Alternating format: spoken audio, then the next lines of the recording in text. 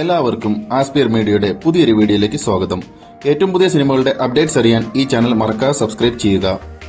ഇന്ന് നമ്മൾ പുഷ്പ 2 സിനിമയുടെ ബോക്സ് ഓഫീസ് കളക്ഷനെ കുറിച്ചാണ് ഈ വീഡിയോയിലൂടെ പരിശോധിക്കാൻ പോകുന്നത്.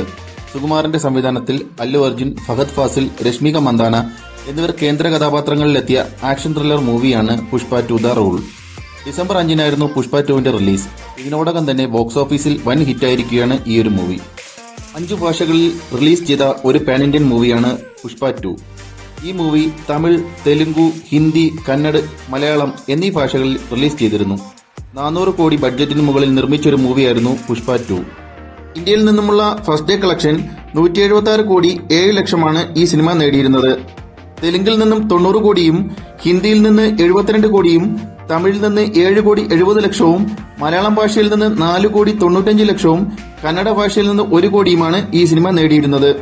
ഫസ്റ്റ് ഡേ എല്ലാ ഭാഷകളിൽ നിന്നുമുള്ള ടോട്ടൽ കളക്ഷൻ 176 കോടി 7 ലക്ഷമാണ്.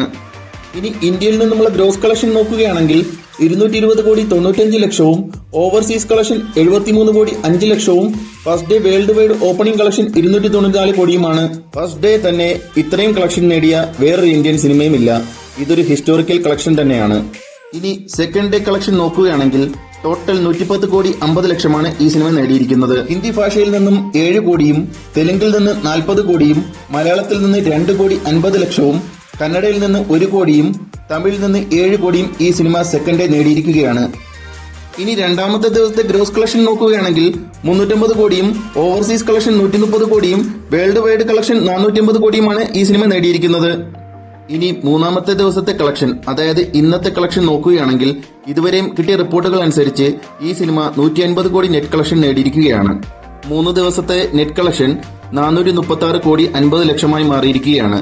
അതോടൊപ്പം 3 ദിവസത്തെ വേൾഡ് വൈഡ് കളക്ഷൻ 700 കോടിയുമായി മാറിയിരിക്കുകയാണ് ഈ സിനിമ.